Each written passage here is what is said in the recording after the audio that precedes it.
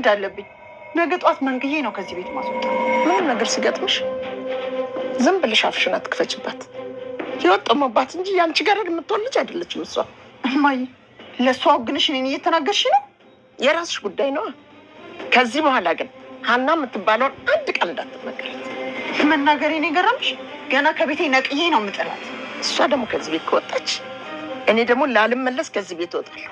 እንዴት ማየ? እንዴት ነው እንደዚህ? ለሰው ክብር ይኖርሽ። ባለጌ አሳደጋት ተብለሽ እኔንም አታሰድም ነው። እኔ ያደኩበት አካባቢ የመረቁን ሰዎች ማክበር በኋላችን ነው። ለምን? የመራቂው ምኞት በረከቱኛ ላይ እንዲያርፍብን ነዋ። እንዳንቺ አይነቱን አንድ ብቻ ሳይሆን ሺህ ነበር መወለድ ያለበት። አመሰግናለሁ ማማ። አሁን ስራ ስላለኝ እኔ ደግሞ የሆንሽውን ካልነገርሽኝ አልተውሽም። ድሮም እናንተ ናችሁ መጫወቻ ያደረጋችሁ። ደግሞ እኛ ምን አደረግን? የማንንም ልቅምቃሚ ያፈራኝ ካሽ እያላችሁ በቁም ያዘረፋችሁ። ቆይ ስለማን ነው እያወራሽ ያለሽው? ሀና ስለምትባለው ሌባ ነዋ። ስለማን አወራለሁ ሌላ? ምን ሀና? ቆጮ እንዴት ማለቴ? ምን አድርገሽ? አባዬን አሳክሙልኝ ብዬ ነዋ። እንዴ እሱን ማምናበት አይደል የገባችበት? እሳቸው ያመኑበት ሌላ የሆነው ሌላ ማለት ሀና እትዬ አባዬን ለማሳከም የተስማሙት የጎደለኝ 200 ሺህ ብቻ መስሏቸው ነበር። እና ስንት ብር ሆነ? 600 ሺህ ሆነ። ምን? እንዴት? አላውቅም ሰላም። እሺ እትዬ በጣም አዝነውብኛል። ነገሩን ባስረዳቸው እኔም ቀለል ይለኛል።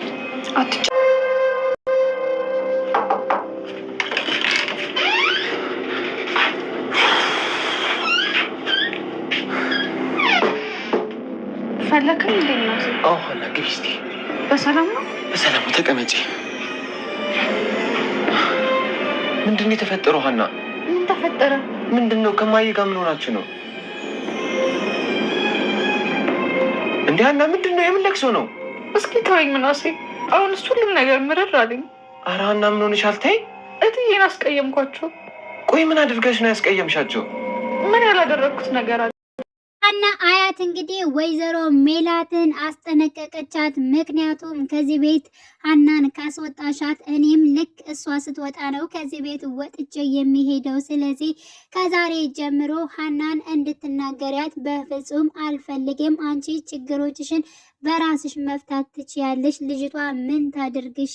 ጥሎባት ነው እንጂ ከአንቺ ግርድና የገባችው እንጂ ልጅቷ ለግርድና የምትሆን ልጅ እንዳልሆነች አንቺ ራሱ ታውቂያለሽ በማለት ትመልስላታለች። ሰላም ጤና ይስጥልኝ የቻናሌ ተከታታዮቼ ቤተሰቦቼ፣ በያላችሁበት ሰላማቸው ይብዛልኝ። ለቤቴ አዲስ የሆናችሁ የደወል ምልክቱን በመጫን ቤተሰብ የሆኑ ነባር ቤተሰቦችም ስለምታበረታቱኝ እጅግ በጣም አመሰግናለሁ።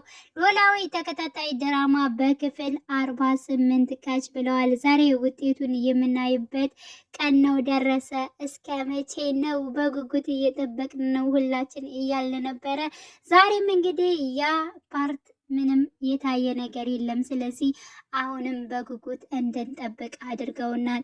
ግን ደግሞ አሁን ላይ ነገሮቹ ድብልቅልቅልቅ እያሉ ይገኛሉ። በተለይ ወይዘሮ ሜላት ከአቅም በላይ ሀናን እየተቆጣቻት፣ ቁጣዋም እንደዚሁ እየገነፈለ መጥቷል። በእርግጥ ነው ግን አሁን ላይ የሚደረጉት ነገሮች በሙሉ ሀናን ውሸታምና ሌባ የሚያስብሉ ነገሮች ነው። አሁን ላይ የሕክምናው ብር ለምን ጨመረ? ለምንስ እንደዚህ ተቀየረ? በፊትም እንግዲህ ከአንድም ሁለት ሐኪም ቤት ጠይቃ ተመሳሳይ ሂሳብ እንደጠየቋት ነው እንግዲህ ሀና ስትናገር የሰማ ነው። ስለዚህ ይህንን ሴራ ወይንም ደግሞ እንደዚህ እንዲሆን ያደረገችው ወይዘሮ ባዩሽ ነች። ምክንያቱም ሀና በነሱ እምነት እንዲኖራት አትፈልግም። ውሸታምና ብር ፈልጋ ወደነ ወይዘሮ ሜላት ቤት እንደገባች ለማድረግ ያደረገችው እጥረት ነው። ስለዚህ ከዶክተሩ ጋር በመነጋገር ነው እንግዲህ ከአቅም በላይ ወይም ደግሞ እሳቸው ያልተመረመሩትን ምርመራ ተመርምረዋል ወይንም የማይወስዱትን መድኃኒትም ወስደዋል በማለት በምርመራ እንግዲህ ከአቅም በላይ እንትን ብለው ሂሳብ ጠይቀዋታል። ይህንን የምከፍለው ደግሞ ወይዘሮ ሜላት እንደሆነ ስለምታውቅ አሁን ላይ ሀናን ውሸታምና እንዲሁም ደግሞ ሌባ ለማስባል ችላለች ማለት ነው። ወይዘሮ ባዩሽ ስራዎች በጣም ተንከሴ ስራዎች አሁንም ቀጥለዋል። እንግዲህ ያው ከመስፍኔ ጋም እናት እንድትታረቅ ወይዘሮ ሜላትን ሲያናግሯት ነበር። ስለዚህ ከወይዘሮ ሜላት ጋር ራሱ መስፍኔ እንዲለያይ ያደረገችው ወይዘሮ ባዩሽ ነች። ስለዚህ ከዚህ ሁሉ ጀርባ ይሄን ሁሉ ነገሮች የምሰራ ወይዘሮ ባዩሽ ነች። ሀና አሁን ላይ ሁሉን ነገር መቋቋም እስኪያቅታት ድረስ ማለት ነው።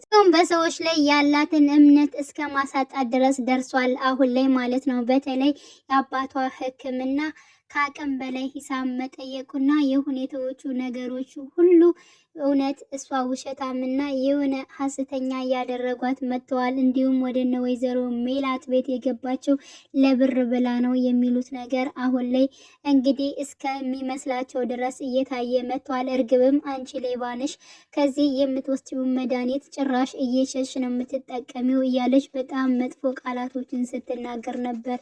ለምንድን ነው ይህ ሁሉ ነገር ስቃይ የሚደርስብኝ በማለት ለምንስ እስከዚህ ድረስ እፈተናለሁ በማለት እንግዲህ ሀናም ስታለቅስ ነበር። እውነት ለመናገር በጣም ነው ያሳዘነች። ምክንያቱም አንዱ ነገር ተሳካ ስትል እንደገና ሌላ ችግርና ሌላ መዘዝ፣ በዚያ ላይ ደግሞ እሷ ያላሰበችውን ነገር ይዞ እሷን ውሸታም የሚያስደርጉ ነገሮች እየመጡ ይገኛሉ።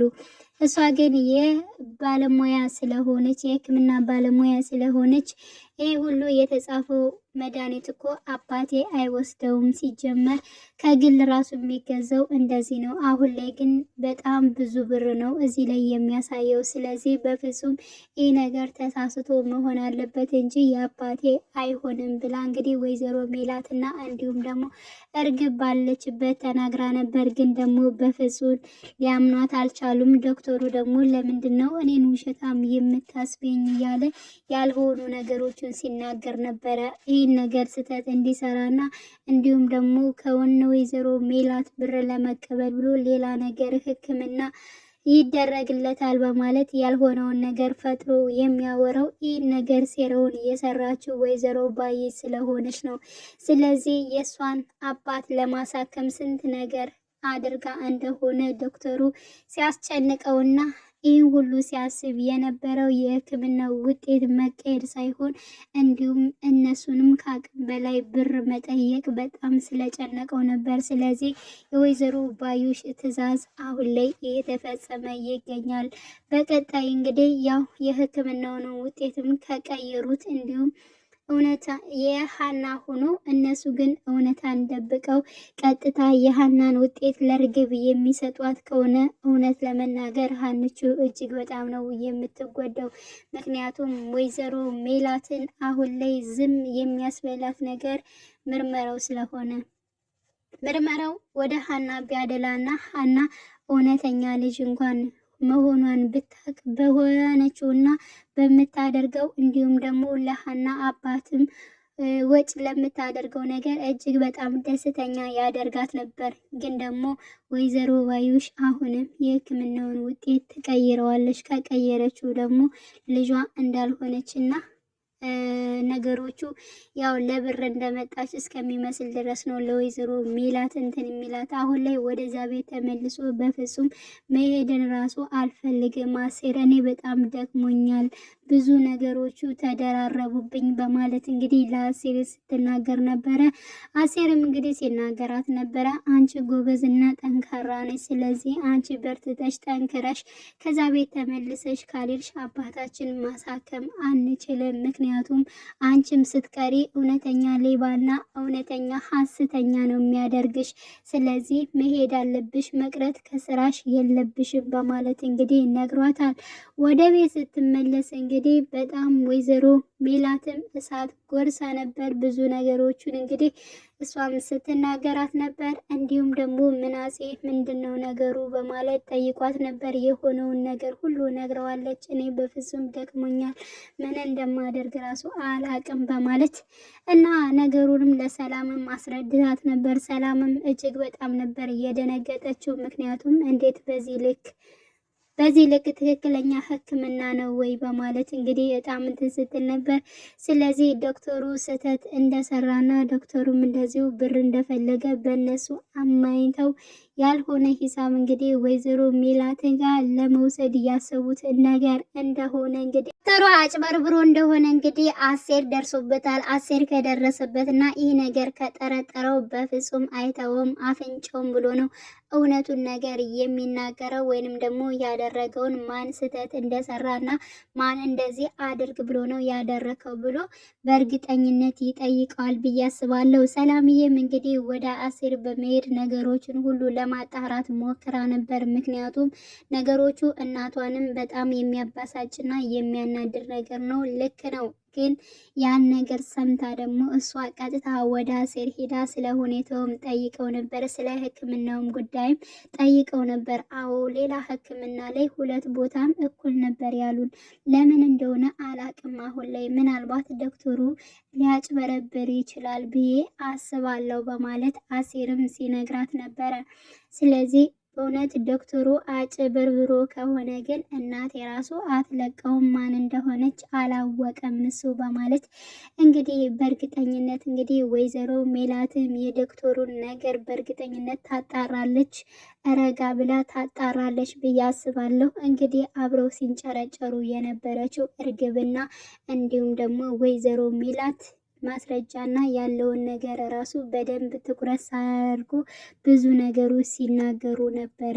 በተለይ እርግብ በጣም ስታብጠለጥላት ነበር እና አሁን ላይ ግን አያቷ ስላለችላት ለሀና በአያቷ ምክንያት በእርግጠኝነት ታሸንፋለች። ሁሉ ነገሯን፣ ሙያዋን፣ ሁሉ ነገሯ፣ ስነ ስርዓቷን በሙሉ እጅግ በጣም ወዳታለች ማለት ነው የሀንቾ አያት። ከእርግብ ፊት ራሱ ስትመርቃት አንቺ አንድ ብቻ አይደለሽም፣ ምን ነው ስትወለድ ሺህ በሆንሽ እያለች ስትመርቃት ነበረ በፊት ለፊቷ ማለት ነው። እና ሀንቼ አሁንም ወደፊት ታሸንፋለች። ትዘገያለች፣ ትመነምናለች፣ ግን አንድ ቀን ትወጣለች። እርግብ ትዋረዳለች። ወይዘሮ ባይሽም ሁሉ ሴራዎቿ በሙሉ ይዋረዳሉ። እኔ ግን በጣም ያሳሰበኝ ነገር ወይዘሮ ሜላት እንዴት በምን አይኗ ነው ያን ጊዜ ሀናን የምታያት የሚለው ፓርት ላይ እጅግ በጣም ያጓጓል ማለት ነው። ውጤቱንም ለማየት እጅግ በጣም ሁላችንም ጓጉተናል። እንግዲህ በተስፋ እንጠብቃለን። ውድ የቻናሌ ተከታታዮች ቤተሰቦች በያላችሁበት ሰላማችሁ ይብዛልኝ። መልካም ጊዜ ተመኘውላችሁ።